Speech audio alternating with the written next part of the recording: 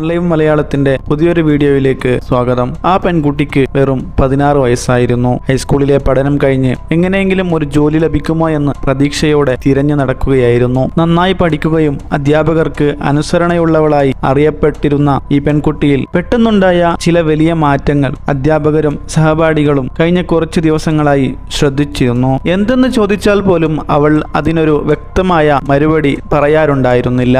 അവൾ എന്തോ ഒളിപ്പിക്കുന്നു എന്നത് എല്ലാവർക്കും വ്യക്തമായിരുന്നു. ഒടുവിൽ അവൾക്ക് ഒരു ജോലി ലഭിക്കുകയും ചെയ്തു. ജോലി നേടാൻ ആഗ്രഹിച്ചിരുന്ന അവൾ ആ ജോലിക്ക് പോകരുത് എന്ന് തീരുമാനിക്കുകയും വീട്ടിലിരുന്ന് പോകാതിരിക്കുകയും ചെയ്തു. കാരണം ആരെങ്കിലും ചോദിച്ചാൽ മറുപടി പറയാറില്ല.